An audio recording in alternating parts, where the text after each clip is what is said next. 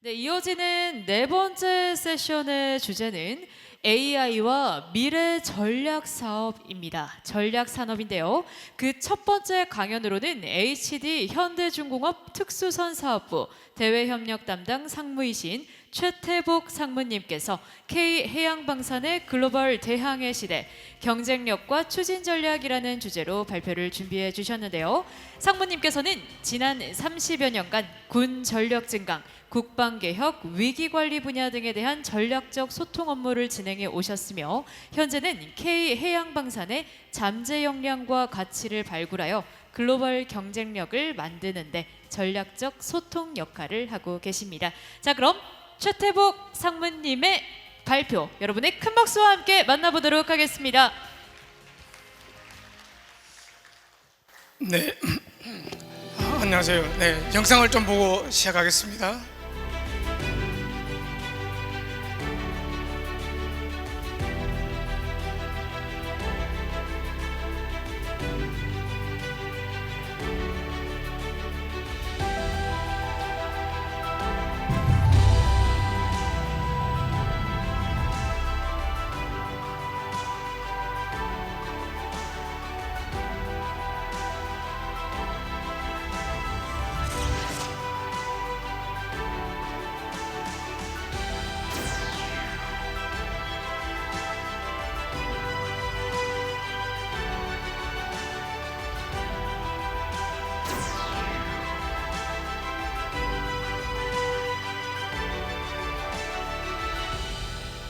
정조 대왕함은 탄도탄 미사일까지 요격할 수 있는 현존 최강의 전투함입니다. HD 현대중공업은 이지스함을 비롯한 도전적 기술이 들어간 모든 첨단 환경을 설계 및 건조하였습니다.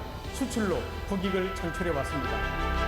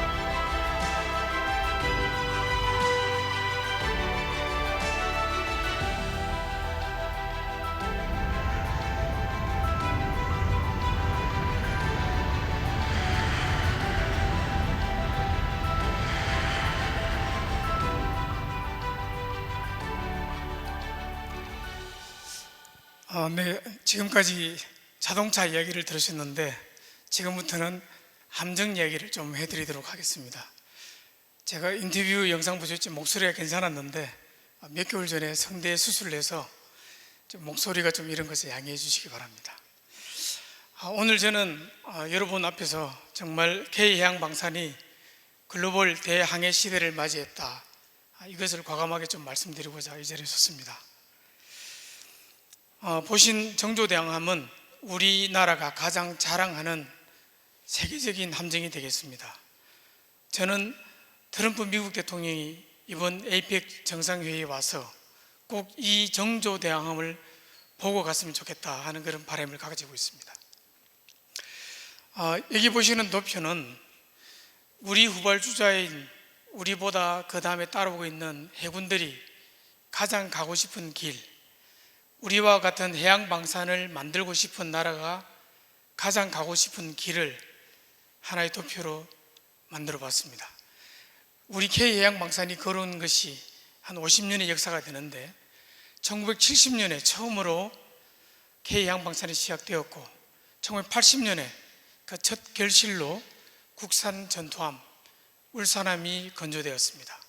그리고 1990년에 바다 위에는 구축함이, 물속으로는 잠수함이 건조되는 그런 시대를 맞이했고, 이것이 2000년대에 들어와서는 전 세계에서 7,000톤급 이스 구축함으로는 미국, 일본, 그 다음에 우리나라가 세 번째로 이스 구축함을 우리 기술로 건조하는 그런 도전을 했습니다.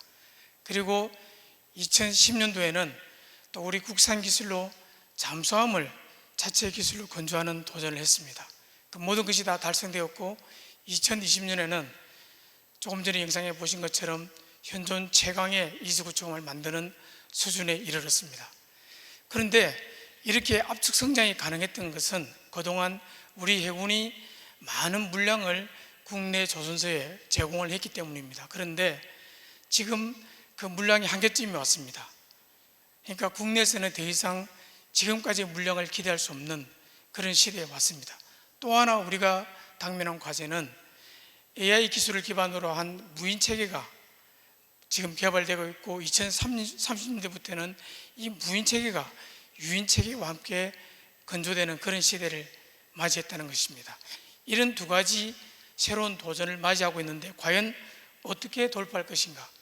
그 답은 바로 내수산업 중심의 함정방산 산업을 수출로 탈바꿈하는 것입니다. 그런데 이 함정 수출은 국가 대 국가 대항전입니다. 기업도 잘해야 되겠지만 이 정부의 신뢰를 바탕으로 G2G 방식의 정부 간 협력이 대단히 중요합니다. 그래서 우리는 정부와 함께 원팀으로 세계 수출 시장에 나가기 위한 준비를 하고 있고, 지난 2월 달에 방사청과 HD 현대중공업, 하나오션이 원팀 MOU를 맺어서 함정 수출에 있어서는 원팀으로 세계와 경쟁하자는 기술 협력을 맺었습니다. 자, 그러면 여러분 요즘 많이 언론을 통해서 주목받고 있는 마스가, 이 마스가는 과연 이 마스가 프로젝트는 우리한테 희망인가? 또 다른 리스크가 될 것인가? 지속 가능한 해양 방산 동맹이 될 것인가? 여러분은 어떻게 생각하세요?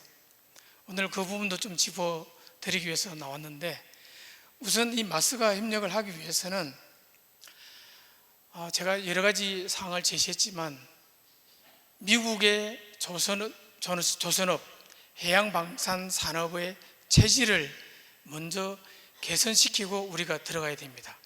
그것이 선행되지 않으면 지금 당장 우리가 미국 시장으로 다 들어간다고 한들 이 문제를 해결하기는 어렵다고 봅니다. 그리고 미국 시장만 있는 것이 아닙니다. 바로 세계 시장이 열리고 있는데, 우리가 그럼 함정 수출은 언제부터 해왔느냐? 1987년 뉴질랜드 군수 지원함이 대형함으로는 최초의 수출 실적이었습니다. 1987년부터 지금까지 우리나라 조선기업들이 약 40여 척의 함정을 수출했습니다. 그런데 이 수출이 지금은 MRO 사업까지로 확장이 되고 있습니다. 그러면 우리나라가 정말 얼마나 경쟁력이 있는가? 하나의 사례로 HD 현대중공업 특수선 사업부의 역량을 한번 말씀드리겠습니다. 특수선 사업부에서는 현재 연간 4척 내지 5척 정도의 함정을, 3척 내지 4척의 함정을 건조하고 있는데요. 이 함정에 건조되는 인력은 약 1000여 명, 도크는 2개를 활용하고 있습니다. 그런데 제일 오른쪽에 공급망을 보시면 HD 현대는 특수선 사업뿐만 있는 것이 아니라 바로 그 배후에 세계에서 가장 큰 야드를 가지고 있는 HD 현대중공업 민수 분야 산업 인프라가 자리 잡고 있습니다. 그런데 이 HD 현대중공업 민수 분야에 공급망이 어떻게 구성되어 있느냐 하면, 국내가 2,800여 개 회사, 해외가 1,500개 정도의 회사의 거대한 공급망을 구성하고 있습니다. 이 거대한 공급망이 있기 때문에 우리나라가 조선 기술력으로 세계 1위의 기술을 유지하고 있고, 또 마스가 협력도 가능한 것입니다. 이 수출 분야도 제일 오른쪽에 보시면 1987년부터 시작했지만 2016년도부터는 가장 중요한 사례가 필리핀 해군 현대화 사업을 HD 현대중공업이 수주해서 지금까지 10척의 함정을 건조하고 있고, 올해 연말까지 또 2척의 초기함 사업을 수주할 예정입니다. 이렇게 지금은 우리 기업이 특정 국가의 해군력 전체를 건조해주고 있는 그런 시대로 변모하고 있습니다. 오늘 AI 말씀을 많이 들었는데요. 저는 간단하게 함정 분야는 어떻게 AI가 활용되고 있는지를 잠깐 소개해 드리겠습니다.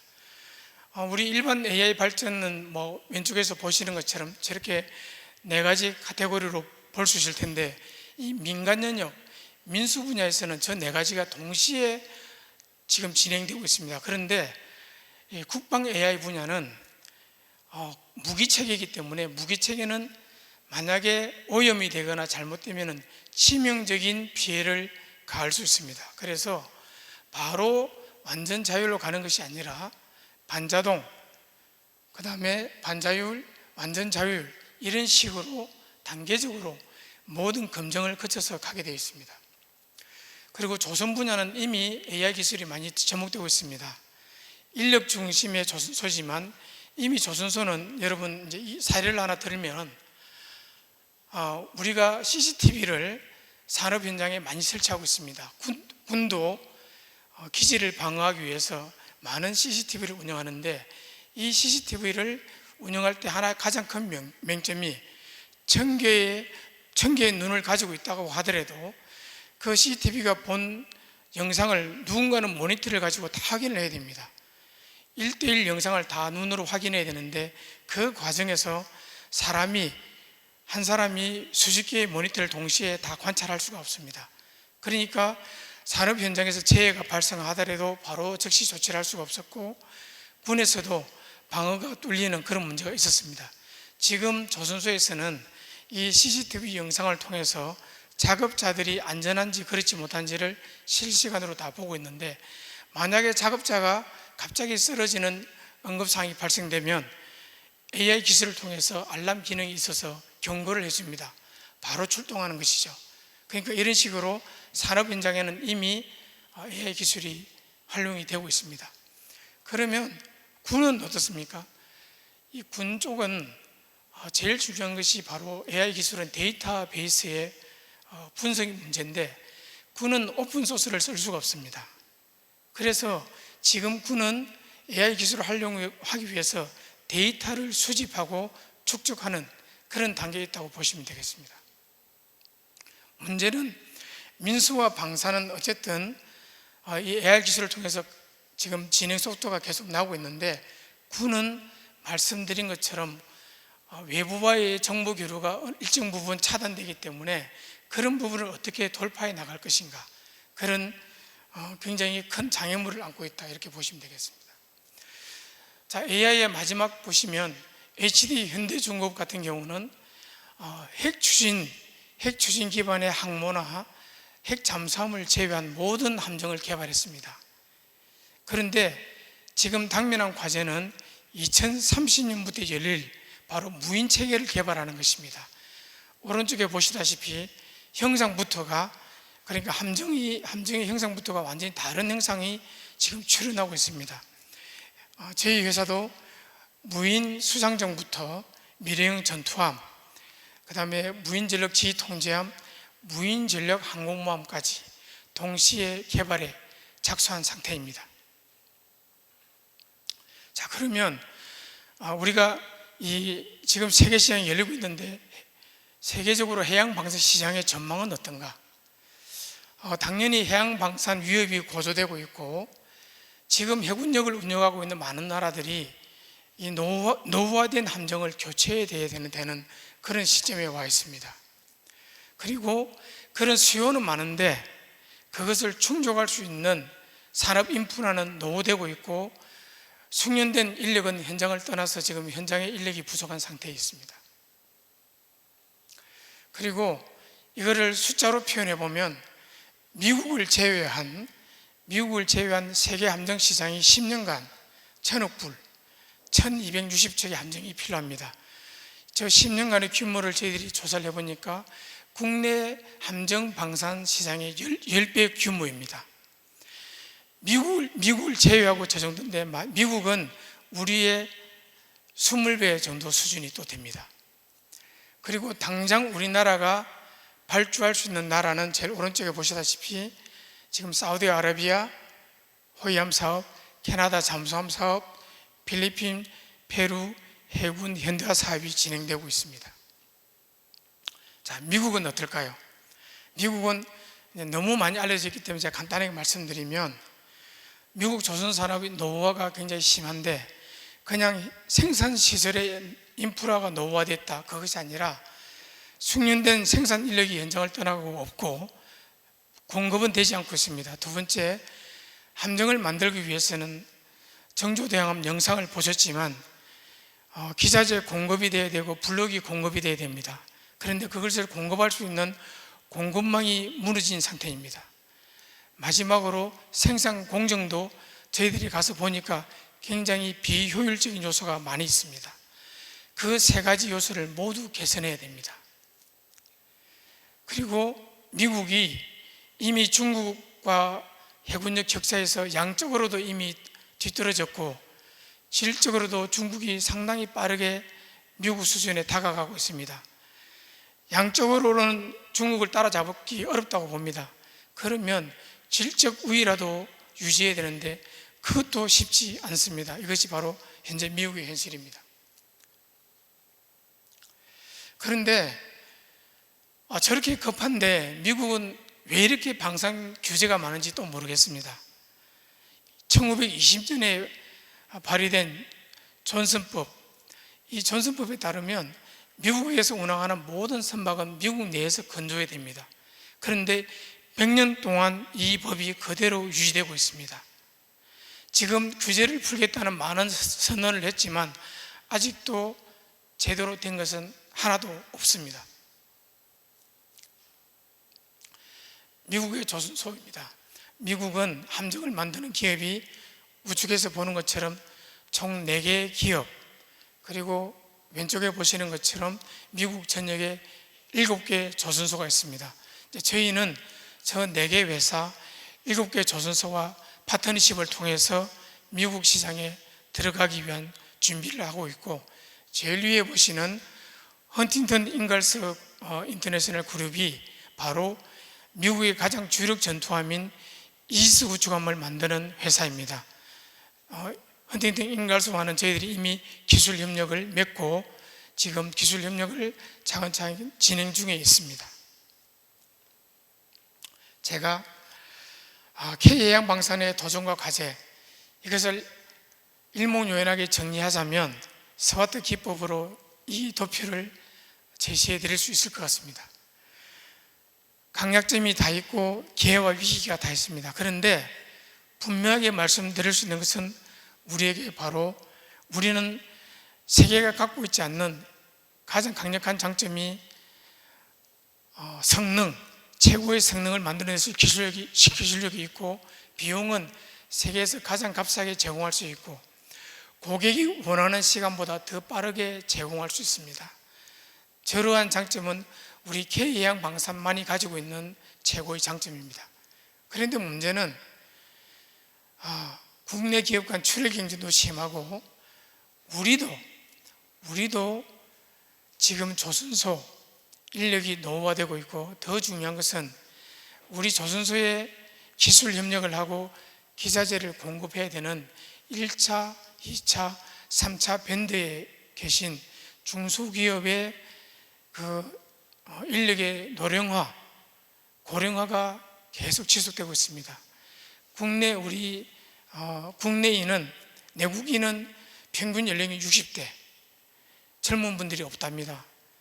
외국인들이 들어오고 있는데 그 외국인들은 1, 2년 후에 다 떠난답니다. 그러면 저희들이 판단할 때는 국내 조선 산업을 지탱하는 인프라 10년이면 우리도 산업 현장 붕괴 현상이 나타날 수 있다, 그런 위기의식을 갖고 있습니다. 그것이 바로 우리한테 오는 가장 큰 약점이자 위기 요소입니다. 그리고 우리가 속도를 내니까 유럽은 유럽대로 블록화하고 있고, 미국도 자국 우선주의를 계속 주장하고 있습니다. 자, 이제 그래서 함정 시장은 저희들이 고객의 니즈를 충족할 수 있는 수출형 모델을 개발하고 있습니다. 그리고 해외 거점, 우리 국내 함정 산업도 지속 가능성이 있느냐, 그 답에 저희들이 자신 있게 답변을 할 수가 없습니다. 그래서 저희들이 지금 추진하는 전략은 세계로 나가자, 세계에 우리의 생산 거점을 만들고 공급망을 구축하자, 세계화 전략을 구축하고 있습니다.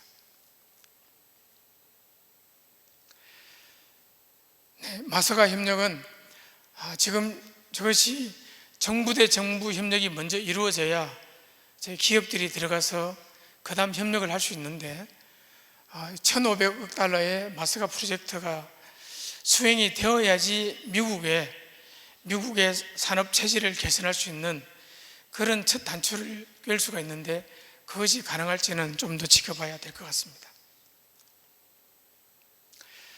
MRO 말씀 많이 하시는데 미국의 MRO 산업은 1,400억 불입니다. 그런데 유감스럽게 우리가 지금 참여할 수 있는 MRO는 미국의 규제 때문에 미 칠함대 군수지원함 2.5억 불이 전부입니다. 그래서 저희들이 지금 그 사업을 시작은 했지만 근본적으로는 미국이 저 규제를 풀고 또 우리 내에 미국이 안정적으로 MRO 사업을 맡길 수 있는 특구를 만드는 그런 제안을 한 상태에 있습니다. 미국의 신조 함정 건조는 미국이 MRO도 저희들한테 전적으로 맡기지 않는데 이 전투함 공동 건조는 언제 맡길 수 있느냐 요원하다고 봅니다. 그래서 지금 저희들이 하는 것은 우선 미국의 함정기업과 손을 잡고 미국의 함정기업이 제 역할을 할 수 있도록 지원하는 그런 역할을 지금 하고 있습니다. 미국이 왜 우리하고 손을 잡게 됐느냐? 가장 근본적인 상징적인 것은 바로 이 이지스 구축함입니다. 보시는 것처럼 미국과 동일한 성능인데 건조 기간은 우리가 3분의 1이 짧습니다. 건조 비용은 절반도 안 됩니다. 이것을 보고 우리 기술을 인정한 것입니다. 그래서 한 번 더 이야기하면은 만약에 방송을 본다면 트럼프 대통령님 꼭 울산 현대조선소에 와서 중국에 와서 이 정조 대항함 다산 정약용함을 꼭 직관하셨으면 좋겠습니다. 네, 오늘 생략하겠습니다. 자, 결론입니다.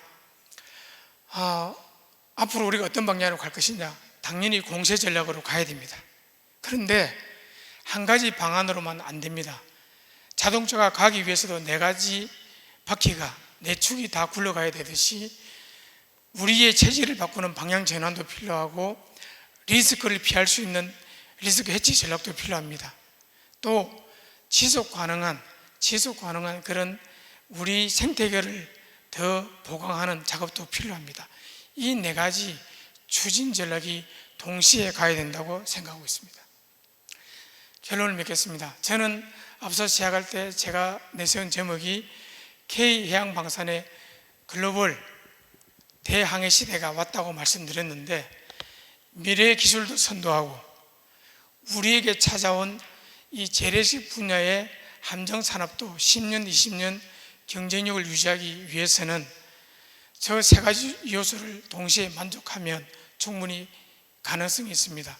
그것을 통해서 우리나라가 북극 항로가 열릴 때 앞서 우리 기조연설에서도 말씀을 드렸지만 북극 항로에 우리가 가장 중요한 기항지 역할도 할 수 있습니다. 기항지가 되기 위해서는 그냥 배가 들어오는 항구가 아니라 그 들어온 함정이 여기서 휴식도 하고 정비도 하고 또 새로운 항로로 나갈 수 있는 그런 여건을 우리가 갖고 있어야 됩니다.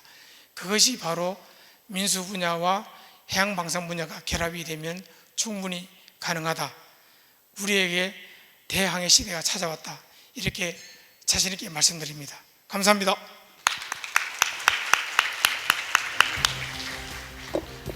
네, 갈수록 수요가 늘어나는 세계 함정 시장에서 자랑스러운 K해양방산의 경쟁력과 추진 전략에 대한 상무님의 고견을 살펴볼 수 있는 시간이었습니다. 세계 1위라니 너무나도 자랑스러운데요. 특히 국방 분야에서 AI가 어떻게 활용되는지도 살짝 살펴볼 수 있어 매우 흥미로웠습니다. 성대 회복 중에도 이렇게 귀한 내용 전해주셔서 정말 감사합니다. 여러분 최태복 상무님께 다시 한번 큰 박수 부탁드립니다.